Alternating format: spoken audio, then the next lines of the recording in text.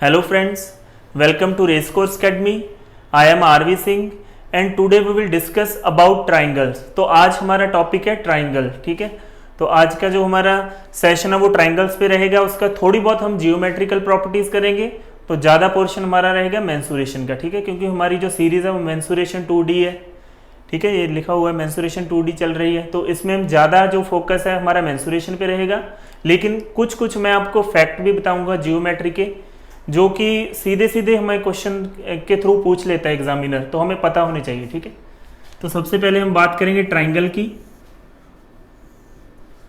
तो ट्राइंगल एक पहला पॉलीगन है, क्लोज्ड फिगर, ठीक है। जो पहली क्लोज्ड फिगर है वो ट्राइंगल ही है, क्योंकि कम से कम हमें 3 साइड्स चाहिए कि हम एक क्लोज्ड फिगर ड्रॉ कर सकें, ठीक है। उसके बाद आ जाता है क्वाड्रिलेटर, फिर पेंटागन, फिर उसके बाद हेक्सागन, हेप्टागन, वो तो आगे की बात है। लेकिन सबसे फर्स्ट है जो वो ट्राइंगल ही होता है, क्योंकि 2 लाइन से सिर्फ हम लाइंस एंड एंगल या उसकी लाइन की लेंथ के बारे में कर सकते हैं या एंगल के बारे में, लेकिन ट्राइंगल के बारे में यहाँ पे हम कुछ नहीं कर सकते। ट्राइंगल क्या होता है, ट्राइंगल के लिए हमें 3 साइड्स मैंडेटरी है, ठीक है।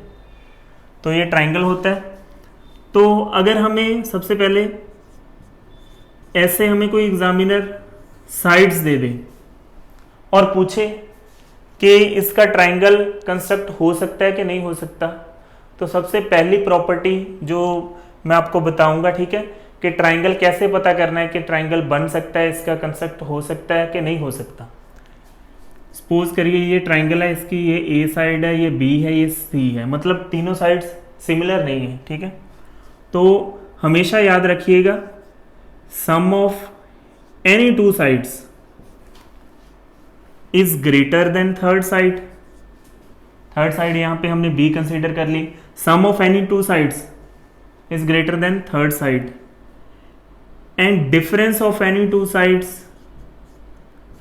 is smaller than third side, ठीक है। अगर इस कंडीशन को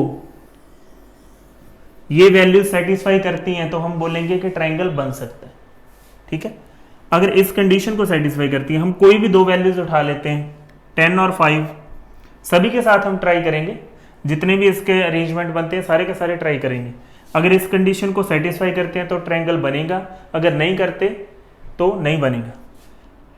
पहले हम 8 और 5 या 5 और 10 कोई भी उठा लो। 8 और 5 है 13, 8 और 5 का डिफरेंस 3, तो हमारी थर्ड साइड क्या है 10, ठीक है।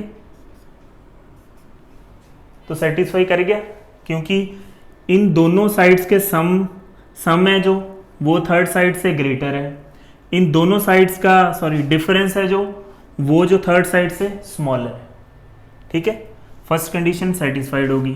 फिर हम 10 और 5 को लेके देख लें, दोनों का सम 15 और फिर हमारे पास थर्ड साइड आ गई 8, तो 8 से ग्रेटर ही है, और दोनों का डिफरेंस 5 तो स्मॉलर है, ये भी कंडीशन सेटिस्फाइड होगी। अब हम 10 और 8 को लेके देख लेते हैं। 10 + 8 18, अब थर्ड साइड कौन सी होगी 5, तो इससे भी 18 ग्रेटर है, ठीक है। और 10 और 8 का डिफरेंस 2, तो इससे थर्ड साइड भी ग्रेटर है, मतलब कंडीशन सेटिस्फाइड होगी तीनों अरेंजमेंट में। हमने तीनों अरेंजमेंट चेक कर लें कि अगर हम 2 साइड्स 8 और 5 लें या 5 और 10 लें या 8 और 10 लें, ठीक है, इतने अरेंजमेंट्स बन सकते थे। तो इन तीनों में क्या हो गया, ये कंडीशन सेटिस्फाई करेगी कि sum of any 2 sides is greater than third side and sum difference of any 2 side is smaller than third side. तो इसका क्या मतलब हुआ कि ये एक ट्राइंगल कंस्ट्रक्ट हो सकता है, ये एक ट्राइंगल की ही साइड्स हैं। अगर इनमें से कोई भी कंडीशन सेटिस्फाई ना करती तो हम बोलते कि नहीं, इसका ट्राइंगल कंस्ट्रक्ट नहीं हो सकता, ठीक है, उसकी कंडीशन को ये सेटिस्फाई नहीं करता, ठीक है। ये सबसे पहली प्रॉपर्टी है, सबसे बेसिक है। तो इसमें क्वेश्चन कैसे पूछा जाता है, आप इसको नोट डाउन कर लेना, मैं रेज करता जाऊंगा, चाहे आप वीडियो को पॉज कर लेना, चाहे उसका स्क्रीनशॉट ले लेना। इसमें क्वेश्चन आएगा जैसे आपको 2 साइड्स दे दी जाएगी, ठीक है, थर्ड साइड आपको ए दे दी, और वो पूछेगा कि ए की कितनी वैल्यूज पॉसिबल है, जितनी ए की वैल्यूज पॉसिबल है उतने ट्राइंगल बन सकते हैं, ठीक है, डिफरेंट डिफरेंट। तो हमें क्या करना है, हम वही वाला सेटिस्फाई करेंगे, वही कंडीशन। पहले तो हम देखेंगे 6 और 8 का सम है जो वो ग्रेटर हो, ठीक है, और 8 और 6 के डिफरेंस से ए ग्रेटर हो, ठीक है। तो क्या आ गई उसकी रेंज, क्या आ गई, 14 से लेके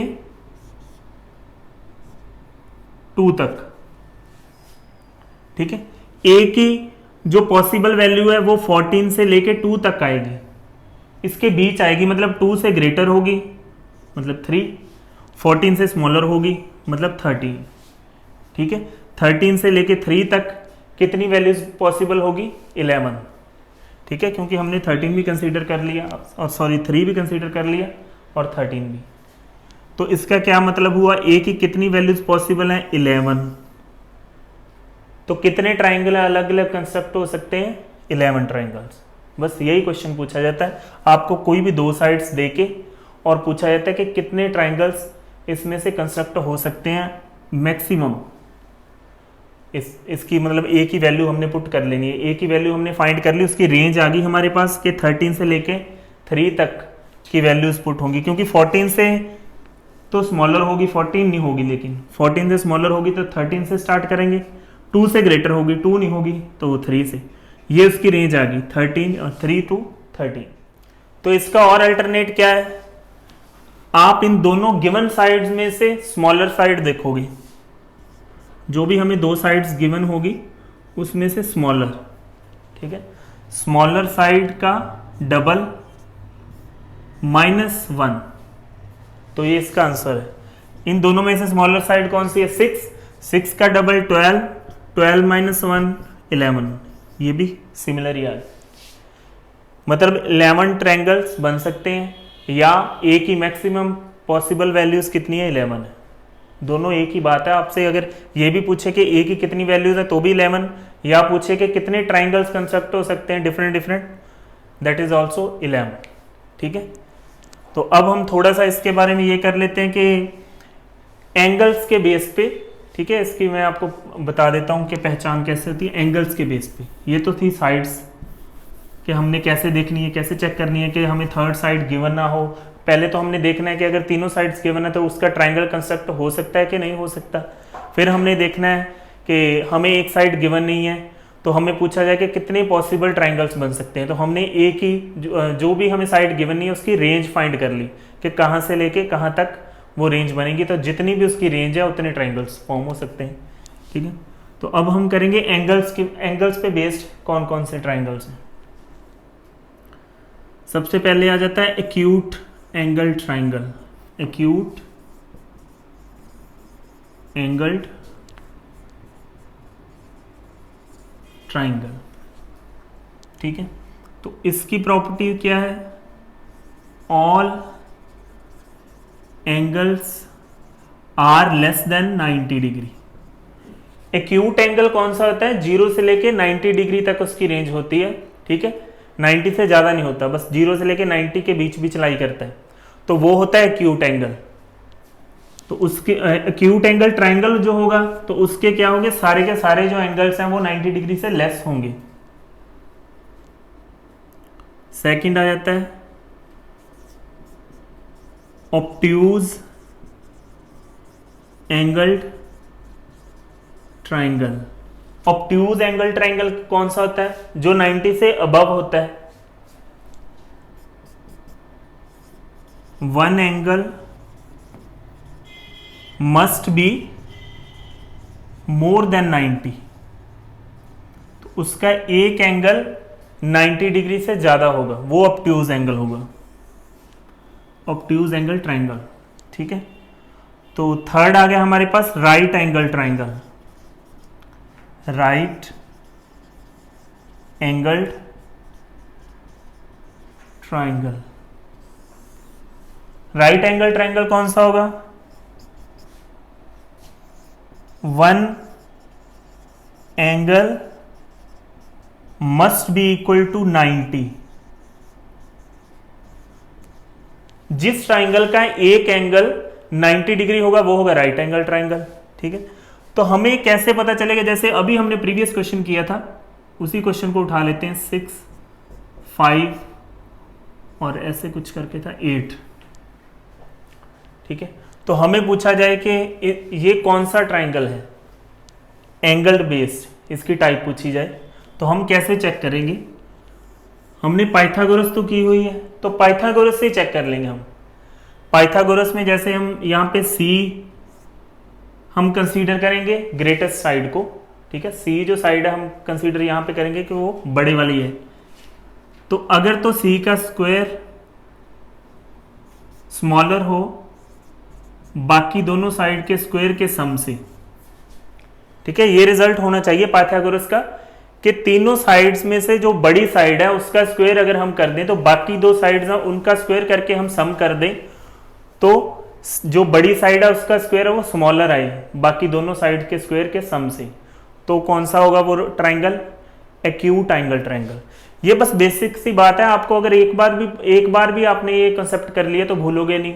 ठीक है, क्योंकि कई बार क्वेश्चन आ जाता है तो अगर माइंड में नहीं होगा तो फिर हो ही नहीं पाएगा कुछ। तो ऑब्ट्यूज एंगल ट्राइंगल में क्या होता है, जो ग्रेटर साइड होती है उसका स्क्वायर ग्रेटर होता है बाकी दोनों साइड के स्क्वायर के सम से। ये ऑब्ट्यूज एंगल ट्राइंगल की है। और राइट एंगल ट्राइंगल में इक्वल होता है, मतलब ग्रेटर साइड है जो उसका स्क्वायर इक्वल होगा बाकी दोनों साइड के स्क्वायर के सम से। ठीक है, तो अब हम इसको देख लेते हैं। हमें अगर 6, 5, 8 गिवन है तो हमें पूछा कि कौन सा ये ट्राइंगल है, तो ग्रेटर साइड कौन सी है, 8 का हमने स्क्वायर किया और 6 का स्क्वायर किया और 5 का स्क्वायर किया। 8 का स्क्वायर हो गया 64, 6 का स्क्वायर 36 प्लस 25। तो अब हमें पता चल गया, क्योंकि अगर हम इसका सम करेंगे तो हमारे पास आ जाएगा 61। तो 61 है जो स्मॉलर ही होगा 64 से। तो यहाँ पे क्या आ गया, जो ग्रेटर साइड है उसका स्क्वायर बाकी दोनों साइड के स्क्वायर के सम से ग्रेटर है। तो ये कंडीशन होगी इसकी, ये वाली सेटिस्फाई। तो हम बोलेंगे कि अगर किसी ट्राइंगल की साइड 6, 5 और 8 हैं तो वो कौन सा ट्राइंगल होगा, ऑब्ट्यूज एंगल ट्राइंगल। ठीक है, ये भी आपको बस एक ही बार ये करना है, बस कंसेप्ट इसके बारे में आपने एक बार भी कर लिया तो आप कभी भूलोगे नहीं। तो इसकी प्रैक्टिस ही है सिर्फ। अगर कभी भी आपको सीधा ही कॉन्सेप्ट बेस कोई क्वेश्चन आ जाता है इसी तरह से तो आप आसानी से सॉल्व कर पाओगे। ठीक है, तो ज़्यादा टाइम नहीं कंज्यूम होगा, बस आपको ये पाइथागोरस का कंसेप्ट पता हो कि अगर जो ग्रेटर साइड है इक्वल है बाकी दोनों साइड के स्क्वायर के सम के, तो राइट एंगल ट्राइंगल अगर ग्रेटर है तो ऑब्ट्यूज, अगर स्मॉलर है तो क्यूट। बस ये रिजल्ट आपने याद रखना है। तो ये होगी पहचान ट्राइंगल्स की एंगल्स के बेस पे। ठीक है, types of triangle on the base of angles. इसको भी आप नोट डाउन कर लेना।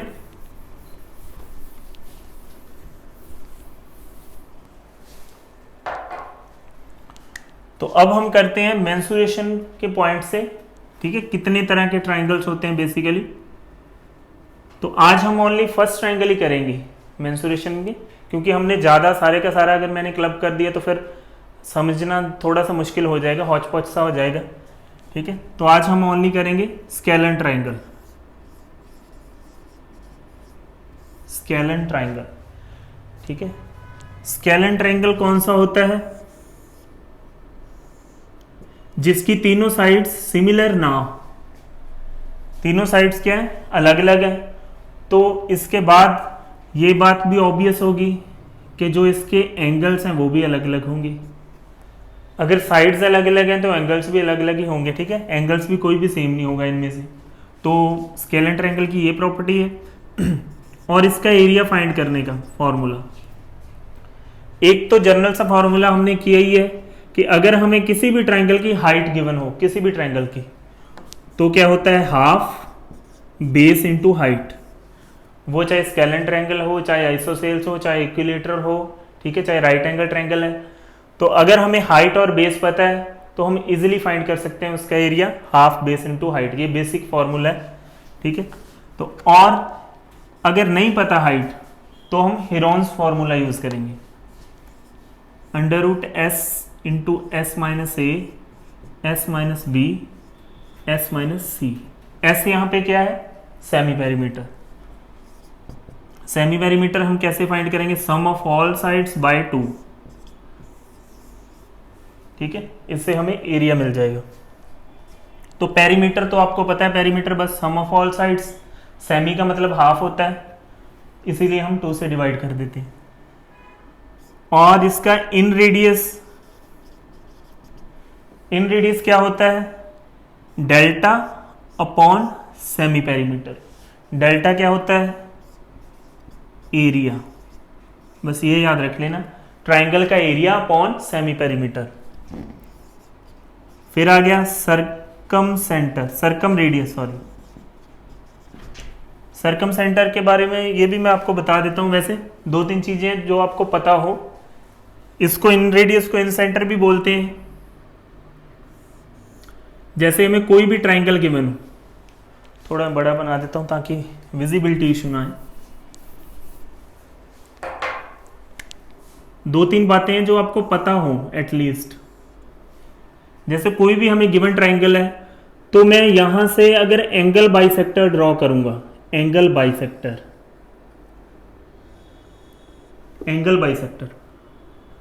तो जो बीच वाला जो इंटरसेक्शन का पॉइंट होगा ये होगा इन सेंटर,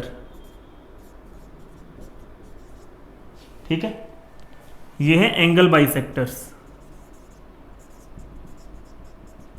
इसको आप अपनी लैंग्वेज में लिख लेना। जितने भी इस ट्रायंगल के एंगल बाइसेक्टर हैं, जहां पे जाके वो इंटरसेक्ट करते हैं ट्रायंगल के बीच में ही, तो उसको बोलते हैं हम इन सेंटर, ठीक है। तो अगर मैं मीडियन ड्रॉ करूं, मीडियन क्या होता है, जो किसी भी साइड को 2 इक्वल पार्ट्स में डिवाइड करते हैं। मीडियन ड्रॉ करूं और वो वर्टिसेस को जाके ज्वाइन करता हूं, मीडियंस, तो जो बीच में पॉइंट होगा वो होगा सेंट्रॉइड,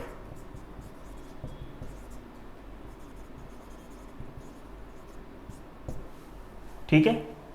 अगर मीडियंस हमने ट्रायंगल के ड्रॉ किए हैं, जहां पे जाके वो इंटरसेक्ट करते हैं उसको बोलते हैं सेंट्रॉइड।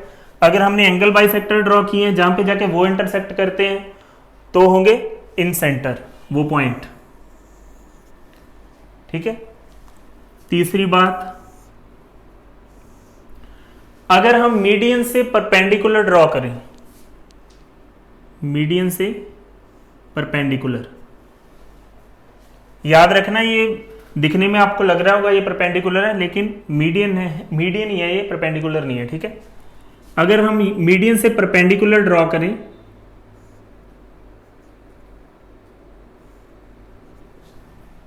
तो जो सेंटर में ये पॉइंट बनेगा इसको हम बोलते हैं सरकम सेंटर,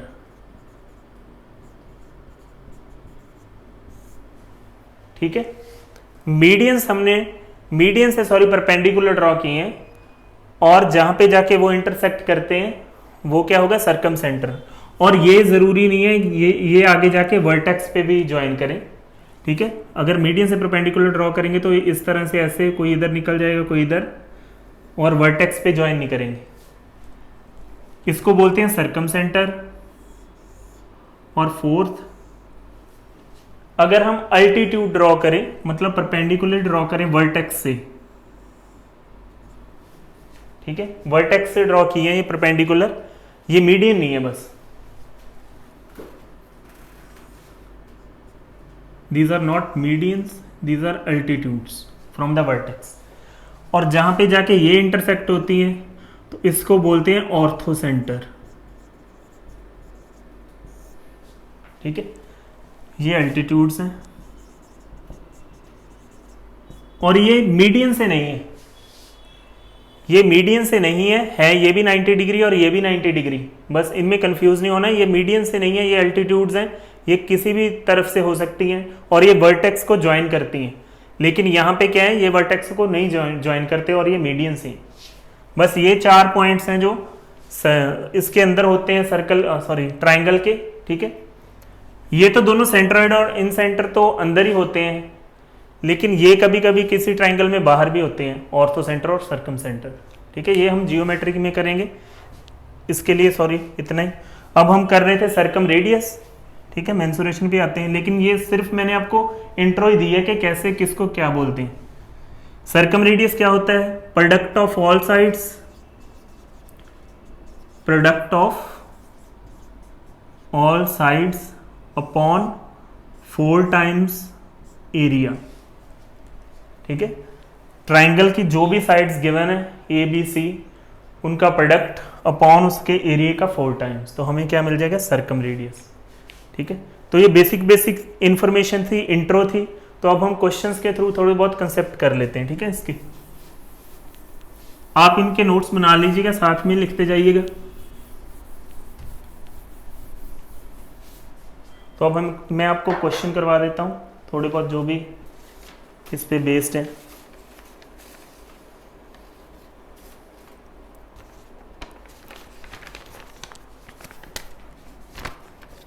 जैसे हमारा फर्स्ट क्वेश्चन ही है,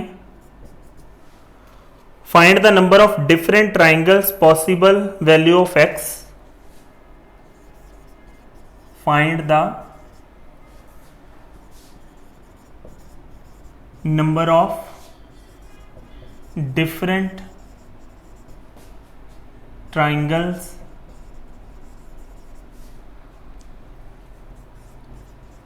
possible value of x from sides 14, 25 and x। ठीक है, ये हमने जो स्टार्टिंग में कंसेप्ट किया था उसी पे बेस्ड है। उसने पूछा है कि x की कितनी वैल्यूज हैं और जहाँ कितने ट्राइंगल्स बन सकते हैं, 2 साइड्स हमें दे दी।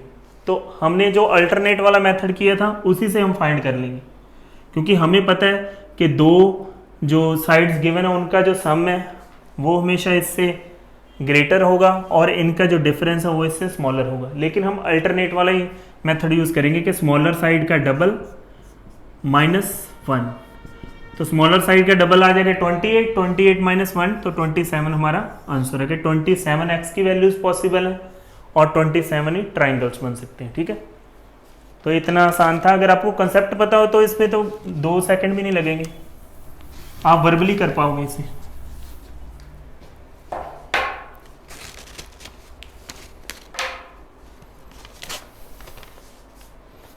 इसी क्वेश्चन को थोड़ा सा मॉडिफाई करके ऐसे भी आ सकता है, in triangle ABC has its integer side a b c such that AC equal to 14. How many such triangles are possible? How many such triangles are possible? तो मैं क्वेश्चन इसलिए लिख देता हूं ताकि आपको दिक्कत ना आए। तो आप यहीं से क्वेश्चन देख के नोट भी कर सकते हो, अगर आप नोट्स बना रहे हो तो आपको समझना भी इजी हो जाएगा। ठीक है, तो हमें गिवन क्या है कि एक ट्राइंगल गिवन है ए बी सी। ठीक है, उसके साइड्स हैं वो इंटीजर है A B C, smaller A B C, such that A C equal to 14। तो ए सी हमें 14 दी हुई है। ए सी मतलब इन दोनों का साइड्स का प्रोडक्ट हो गया, a इंटू सी हमें 14 दिया हुआ है और पूछा है कि how many such triangles are possible. ठीक है, तो हम क्या करेंगे, पहले हम इसके फैक्टर देखेंगे कि 14 ए और सी की कौन कौन सी वैल्यू बन सकती हैं, कितने पेयर्स बन सकते हैं। पहले तो आ जाएगा 1 और 14, मतलब ए चाहे 1 हो और सी हो 14। इंटरचेंज नहीं करना है क्योंकि इंटरचेंज में बात तो सेम ही रहेगी। सेकंड पेयर बन सकता है 2 और 7, इसमें 2 आप चाहे ए को मान लो चाहे सी को मान लो। ठीक है, और थर्ड कोई नहीं बनता, बस 2 ही पेयर बनते हैं। तो इसके लिए हम देख लेते हैं कि थर्ड जो बी साइड है उसकी कौन सी वैल्यू बनती है, कितनी वैल्यूज बनती। तो स्मॉलर साइड कौन सी है, 1, स्मॉलर साइड का डबल -1, तो 1 वैल्यू तो यहां से पॉसिबल है, मतलब एक ट्राइंगल तो इस कॉम्बिनेशन से बन सकता है। और यहां से स्मॉलर साइड का डबल -1 तो 3 ट्राइंगल्स यहां से बन सकते हैं। ठीक है, इस अरेंजमेंट से एक ट्राइंगल पॉसिबल है, इससे 3। तो overall how many such triangles are possible, कितने बन सकते हैं, 1 और 3, 4 हमारा आंसर है। बस आपको कंसेप्ट ही बताओ, इसको कैसे भी कितना ही मोल्ड करके पूछ ले, लेकिन अगर आपको कंसेप्ट पता है, बेसिक पता है, तो आप कभी भी मार नहीं खाओगे। तो आगे चलते हैं अब हम।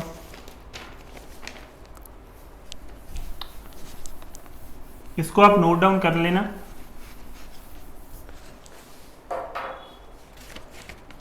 The triangle, the sides of triangle, हमें एक ट्राइंगल गिवन है और उसकी साइड्स हैं 25, 39 and 56 metre. Find the perpendicular distance from the vertex to the opposite side 56। ठीक है, तो हमें साइड्स गिवन है 25, 39 एंड 56। तो उसने पूछा है कि यहां से अगर हम परपेंडिकुलर ड्रॉ करें इस वर्टेक्स से, ऑपोजिट साइड कौन सी होनी चाहिए, 56, तो उसकी लेंथ पूछिए इस परपेंडिकुलर की। ठीक है, तो पहले हम क्या करेंगे, इसका एरिया फाइंड करेंगे। ठीक है, एरिया पहले हम हीरोन्स फॉर्मूला से फाइंड कर लेंगे, तो बाद में हम हाफ बेस इनटू हाइट वाला फॉर्मूला लगा के h फाइंड कर लेंगे। तो हीरोन्स फॉर्मूले से पहले हम सेमी पेरीमीटर फाइंड करेंगे, 56 सम ऑफ ऑल साइड्स का हाफ, 39 25/2, ये आ जाएगा 9 + 6 15, 5 5 3 2। ठीक है, सेमी पेरीमीटर हमारे पास आ गया 60। अब हम एरिया फाइंड कर लेंगे। एरिया कैसे होता है, S minus A, S minus B और S माइनस C। ठीक है, तो इसकी हम फैक्टराइजेशन कर लेते हैं प्राइम, ताकि हमें जो कॉमन निकालना, जो हम रूट को सॉल्व करना इजी हो जाए। तो 60 को हम क्या लिख सकते हैं, 2 का स्क्वायर इंटू 3 इंटू 5, तो 35 को 7 इंटू 5। इतना आपको आना चाहिए, क्योंकि स्क्वायर रूट से को कैसे सॉल्व करना है हमने। वैसे मैं आपको बता रहा हूं कि अगर आपको दिक्कत आती है तो आप प्राइम फैक्टराइजेशन कर लीजिए कीजिए। ठीक है, 2 का स्क्वायर, 2 का स्क्वायर, तो बाहर आ गया हमारे पास 2 का स्क्वायर।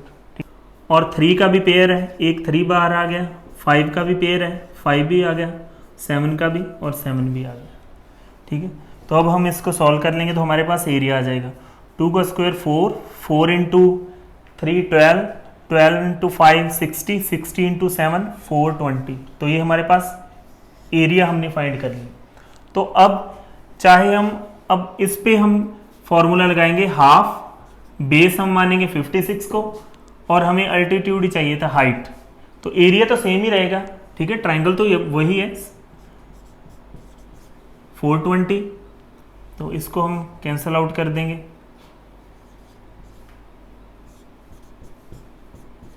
तो हाइट हमारे पास आ गई 15। ठीक है, यही हमारा क्वेश्चन था। हमने क्या किया, हमें गिवन क्या था, हमें साइड्स गिवन थी 25, ये स्केलन ट्रायंगल है क्योंकि कोई भी साइड इक्वल नहीं है, 25, 39 और 56।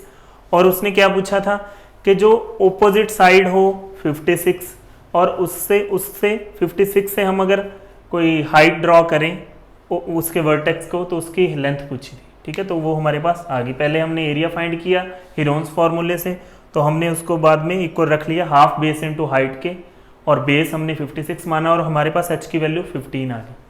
ठीक है, तो हम नेक्स्ट कॉन्सेप्ट करते हैं। अब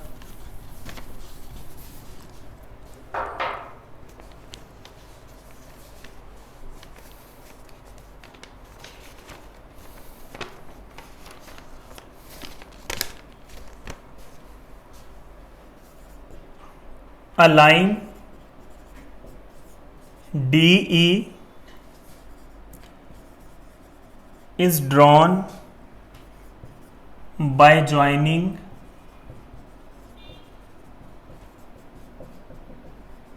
midpoints of the AB and AC of triangle ABC with area 60 units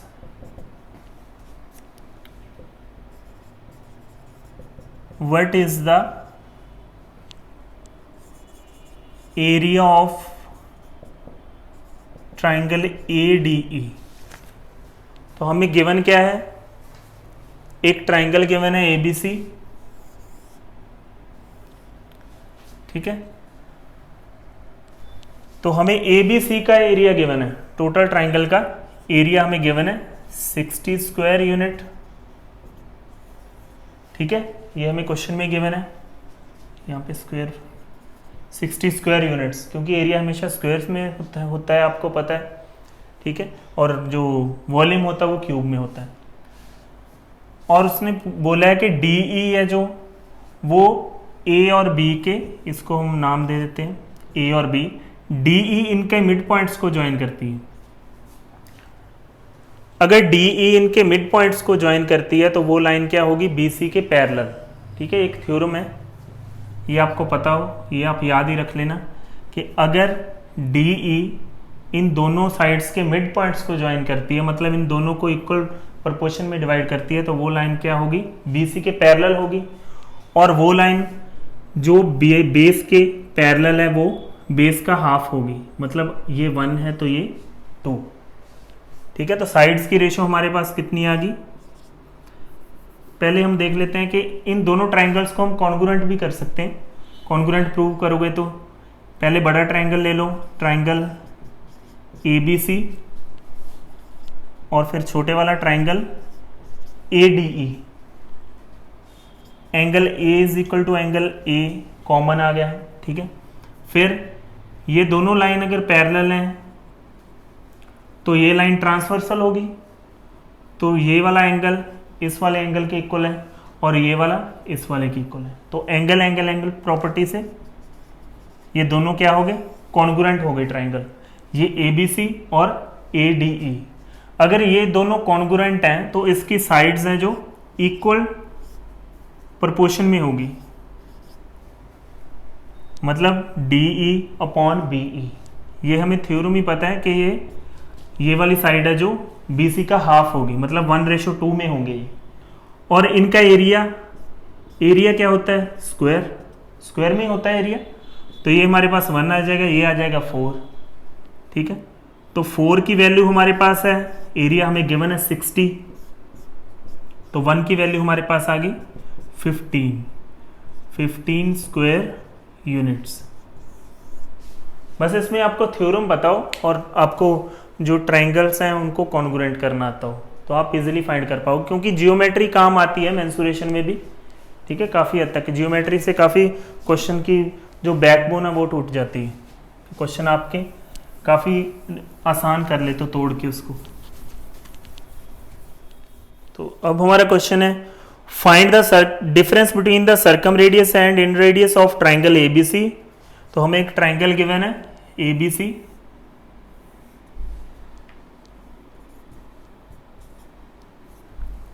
तो AB हमें 6 गिवन है, BC हमें 8 और AC 10।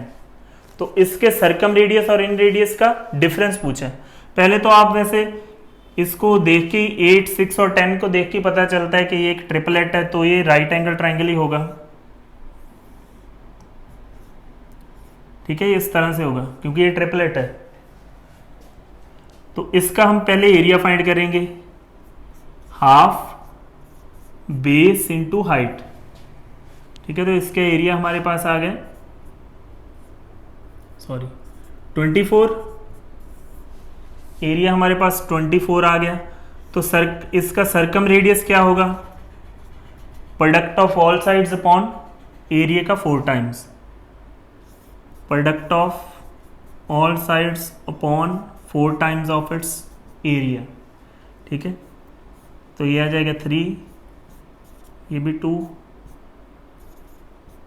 ये आ गया हमारे पास 5। सर्कम रेडियस तो आ गया। अब इन रेडियस क्या था, एरिया अपॉन सेमी पेरीमीटर। तो सेमी पेरीमीटर कितना होगा, 8 प्लस 6 14, 14 प्लस 10 24, 24 का हाफ 12, तो एरिया हमारे पास था 24, तो ये आ गया हमारे पास इन रेडियस 2 और इनका डिफरेंस पूछा है तो हमारा आंसर है 3। बस इसमें क्या था, इसमें आपको सिर्फ ये पता हो कि सर्कम रेडियस और इन रेडियस फाइंड कैसे करते हैं, ठीक है। कई बार कोई आसान सा क्वेश्चन ऐसे भी आ सकता है, जरूरी नहीं है कि कोई टफ क्वेश्चन ही आए, लेकिन ये भी कॉन्सेप्ट बेस्ड ही है कि कॉन्सेप्ट पता हो सर्कम रेडियस और इन रेडियस का, ठीक है। तो इसको भी आप नोट डाउन कर लेना। तो अब हमारा कंसेप्ट है कि जैसे हमें कोई भी एक ट्राइंगल इस तरह से गिवन हो और उसके बीच स्क्वायर इंस्क्राइब्ड हो। वैसे तो हमने किया कि अगर हमें एक स्क्वायर इंस्क्राइब्ड है तो उसकी हमने साइड फाइंड करनी है, तो क्या होता है, base into perpendicular upon base plus perpendicular, ये हमारा फॉर्मूला होता है, ठीक है। लेकिन अगर इस तरह से इसके ऊपर भी एक स्क्वायर इंस्क्राइब्ड है और इसके ऊपर भी, ये ए है, ये बी है और ये सी, ठीक है, तो हमें पूछा जाए कि सबसे टॉप वाले की सी की साइड, ये हमें साइड्स भी गिवन है, तो हमने किस तरह से फाइंड करनी है, कंसेप्ट यही है, थोड़ा सा आगे बढ़ जाएगा क्योंकि हमने देखना है कि कितने स्क्वायर इंस्क्राइब्ड है 3, तो उतनी परपेंडिकुलर की पार आ जाएगी और अपॉन बी प्लस परपेंडिकुलर की पार, यहाँ पे n है जो क्या है, number of square inscribed in triangle, ठीक है। तो यहाँ पे 3 है तो p की पार 3 आ जाएगी और b प्लस p की पार 3, ठीक है। तो हमें परपेंडिकुलर पहले फाइंड करनी है, तो उसके लिए हम क्या करेंगे, हेरॉन्स फॉर्मूले से इसका एरिया फाइंड करेंगे, ठीक है। फिर उसी एरिया को हाफ बेस इंटू हाइट के इक्वल रख लेंगे। हेरॉन्स फॉर्मूले से हमें सबसे पहले हमें सेमी पेरीमीटर चाहिए, 21 प्लस 17 38 प्लस 10 48, 48 का हाफ, सेमी पेरीमीटर क्या होता है उसका हाफ, तो 24 आ गया। तो हम सीधा एरिया वाले फॉर्मूले पुट करते हैं, 24s 24 माइनस 21 3, 24 माइनस 10 14, 24 माइनस 7 17 7, ठीक है। तो इसमें से अब हमारे पास क्या क्या कॉमन आ जाएगा, एक तो 4 आ जाएगा, 4 का रूट है अंदर, ठीक है, 3 भी आ जाएगा और 7 भी आ जाएगा, ये हमारा एरिया आ गया। तो इस एरिया को हम इक्वल रख लेते हैं हाफ, इस बार बेस हमारा है 21 इंटू हाइट, ठीक है, इसी एरिया को, क्योंकि एरिया सेम ही रहेगा, ये हम पहले कर भी चुके हैं वैसे इस तरह से। तो हाइट की वैल्यू हमारे पास आ गई 8, पी की वैल्यू हमें मिल गई 8, तो हमारा रिजल्ट क्या आएगा, जो ये वाला स्क्वायर है इसकी साइड होगी बेस इंटू परपेंडिकुलर, तो कितने हैं यहाँ पे इंस्क्राइब्ड 3 है, तो 8 की पार परपेंडिकुलर की पार कितनी होगी 3 अपॉन 21 प्लस 8 होल की पार 3, ठीक है। इसको आप सॉल्व कर लेना या एज इट इज ऑप्शंस में पड़ा होगा, ठीक है। तो ये थे जो बेसिक कॉन्सेप्ट थे, ठीक है, जो मैंने आपको बताए। पहले हम जियोमेट्री का थोड़ा सा पार्ट हमने किया था, फिर हमने मेंसुरेशन के भी कर लिए जो डिफरेंट बनते हैं, ठीक है, ऑलमोस्ट। तो आपको इनकी प्रैक्टिस करनी है, ठीक है, बार बार। जितनी आपकी टाइम की इन्वेस्टमेंट होगी उतना ही आपका इंटरेस्ट भी डेवलप होगा। अगर इंटरेस्ट डेवलप होगा तो ही आपकी ग्रोथ होगी, ठीक है, क्योंकि जो कंपटीशन है वो हमारा सेल्फ कंपटीशन है। तो you have to break the complexity of your brain, तो आपको हर रोज अपने ब्रेन की कम्प्लेक्सिटी को ब्रेक करके आगे जाना है, ठीक है। हर रोज कोई नया आपको खुद को आप चैलेंज दो, इस तरह से क्वेश्चन का कोई टिपिकल सा क्वेश्चन लेके उस पर दिमाग लगाया करो, उसको सोचा करो 360 डिग्री एंगल से भी क्या क्या इसमें हो सकता है। तो जितना आप सोचोगे उतनी आपकी जो एप्टीट्यूड की पावर है वो बढ़ेगी, ठीक है। तो कोई भी आपको इसके रिगार्डिंग कोई कंसेप्ट आपको समझ ना आया हो तो आप मुझे कमेंट बॉक्स में लिख देना, ठीक है। तो ये जो सारा हमारा सेशन था इसके आप नोट्स बनाते चलिए, ठीक है। सारी की सारी सीरीज मैं 1 बाय 1 करवाऊंगा, तो नेक्स्ट हम करेंगे आइसोसेल्स, फिर इक्विलेटरल ट्राइंगल, मतलब हर सेशन में मैं आपको एक ट्राइंगल के बारे में बताऊंगा, तो साथ में उसकी जियोमेट्रिकल प्रॉपर्टीज और मेंसुरेशनल पार्ट पे जो भी बनता है। ठीक है, तो thank you and have a nice day.